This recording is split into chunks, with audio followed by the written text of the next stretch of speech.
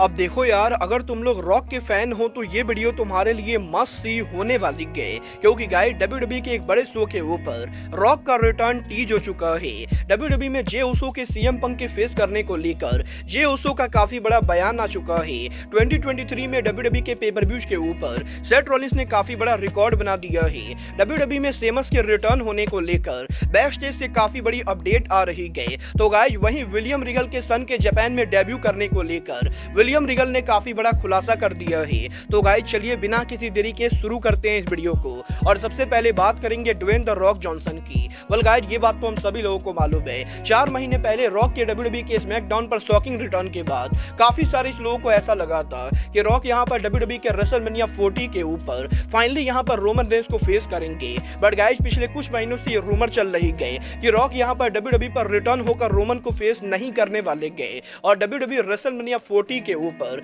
कोडी versus Roman दोबारा करने वाले गए। बट गाइस अब यहाँ पर रॉक के डब्ल्यूडब्ल्यूई पर रिटर्न होने को लेकर रॉक ने यहाँ पर खुद बहुत ही बड़ा हिंट दे दिया है, जहाँ पर इस हफ्ते रॉक के लेटेस्ट इंटरव्यू के अंदर रॉक ने इस चीज को कंफर्म कर दिया है कि वो यहाँ पर डब्ल्यूडब्ल्यूई के अंदर कुछ सीक्रेट प्लानिंग कर रहे गए और डब्ल्यूडब्ल्यूई के फैंस के लिए कुछ बड़ा होने वाला है। और यहीं रॉक के इस इंटरव्यू के बाद अब यहाँ पर ऑस्ट्रेलिया से ये रिपोर्ट सामने आ रही है कि ऑस्ट्रेलिया में डब्ल्यूडब्ल्यूई के फर्स्ट एवर स्टेडियम शो के ऊपर पॉसिबली यहाँ पर रॉक रिटर्न करने वाले गए। और जब यहाँ पर 24 फरवरी को ऑप्टस स्टेडियम के अंदर डब्ल्यूडब्ल्यूई कंपनी अगले साल उनका एलिमिनेशन चैम्बर पेपर व्यू करेगी, तो इस पेपर व्यू के ऊपर रॉक परफॉर्म करने वाले गए, क्योंकि गाइस यहाँ पर ऑस्ट्रेलिया के लोकल गवर्नमेंट ने ऑलरेडी यहाँ पर रॉक को एडवर्टाइज करना शुरू कर दिया है। और गाइस यहाँ पर रॉक का नाम लेके डब्ल्यूडब्ल्यूई ऑस्ट्रेलिया के अंदर टिकट सेल कर रही गए। और गाइस इसीलिए ये कहना बिल्कुल भी गलत नहीं होगा कि पॉसिबली डब्ल्यूडब्ल्यूई का एलिमिनेशन चैम्बर वो पेपर व्यू होने वाला है, जहां पर ड्वेन द रॉक जॉनसन उनका परफॉर्मेंस करेंगे।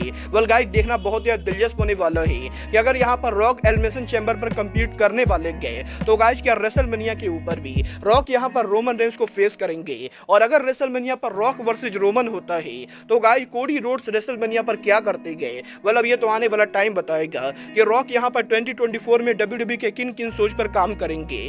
बट गाइस जहां तक बात रही डब्ल्यूडब्ल्यूई में रेसलर्स के काम करने की, तो गाइस यहीं अब डब्ल्यूडब्ल्यूई के current world heavyweight champion Seth Rollins ने 2023 में डब्ल्यूडब्ल्यूई पर एक नया रिकॉर्ड बना दिया है, जहां पर सेथ रॉलिंस डब्ल्यूडब्ल्यूई के वो पहले रेसलर बन चुके हैं जिसने एक साल में डब्ल्यूडब्ल्यूई के सारे पेपर व्यूज के ऊपर काम किया है। और गाइस 2023 में डब्ल्यूडब्ल्यूई के opening pay per view royal rumble से लेके डब्ल्यूडब्ल्यूई के last pay per view survivor series तक सेथ रॉलिंस ने इस साल डब्ल्यूडब्ल्यूई के हर पेपर व्यू पर काम किया है। और गाइस रॉलिंस डब्ल्यूडब्ल्यूई हिस्ट्री के वो पहले रेसलर बनेंगे जिसने एक साल में डब्ल्यूडब्ल्यूई के हर पेपर व्यू पर रेसल किया है। वेल गाइस मेरे हिसाब से ये यहाँ पर एक बहुत ही बड़ा रिकॉर्ड है, और शायद ये आने वाले टाइम के अंदर डब्ल्यूडब्ल्यूई में कोई ऐसा रेसलर होने वाला है जो साल में डब्ल्यूडब्ल्यूई के सारे पेपर व्यूज के ऊपर काम करेगा। बट गाइस चलिए फिलहाल आगे बढ़ते और बात करते हैं सेमस के डब्ल्यूडब्ल्यूई पर रिटर्न होने की। वेल गाइस बात करें यहाँ पर सेमस के रिटर्न होने की, तो गाइस ये बात तो हम सभी लोगों को मालूम है, सेमस यहाँ पर लंबे टाइम से डब्ल्यूडब्ल्यूई से बाहर चल रहे गए। बट इस हफ्ते अब रेसलिंग ऑब्जर्वर की तरफ से ये रिपोर्ट आ रही है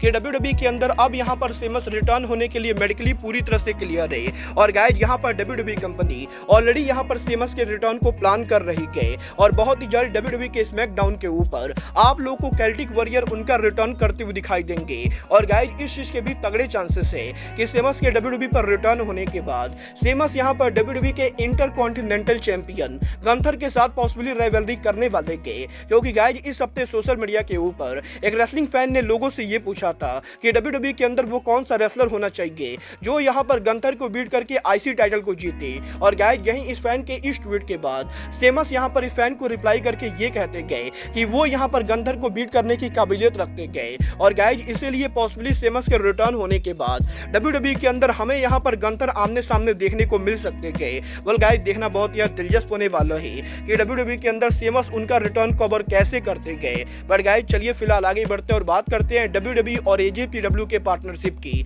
वेल गाइस ये बात तो मैं आप लोग को ऑलरेडी एलीट मेनिया चैनल के ऊपर बता चुका हूँ कि डब्ल्यूडब्ल्यूई कंपनी जापान की तीसरी सबसे बड़ी company all Japan pro wrestling के साथ पार्टनरशिप में काम कर रही है। ऑलरेडी यहाँ पर ऑल जापान प्रो रेसलिंग के प्रेसिडेंट ने इस चीज को कंफर्म कर दिया है कि एजेपीडब्ल्यू के अपकमिंग शो के ऊपर डब्ल्यूडब्ल्यूई एनएक्सटी का कोई बड़ा सुपरस्टार एजेपीडब्ल्यू में आके एजेपीडब्ल्यू के ट्रिपल क्राउन चैंपियनशिप के लिए चैलेंज करने वाला है। और अब यहाँ पर यह ऑफिशियली कंफर्म हो चुका है कि WWE NXT का वो कौन सा रेसलर है जो AJPW में जाकर AJPW के ट्रिपल क्राउन चैंपियनशिप के लिए चैलेंज करेगा। वेल ये रेसलर और कोई नहीं बल्कि WWE के hall of famer William Regal का बेटा चार्ली डेम्सी है। वेल गाइज विलियम रीगल के AEW को लीव करके WWE को ज्वाइन करने के बाद आज यहाँ पर ऑफिशियली विलियम रीगल ने सोशल मीडिया पर एक वीडियो पोस्ट किया है, जहां पर इस वीडियो के अंदर विलियम रीगल ने ऑफिशियली इस चीज को अनाउंस कर दिया है कि 3 जनवरी 2024 को विलियम रीगल के बेटे चार्ली डेम्सी यहां पर जापान में जाने वाले गए और वो यहां पर AJPW के ट्रिपल क्राउन चैंपियनशिप के लिए चैलेंज करने वाले गए।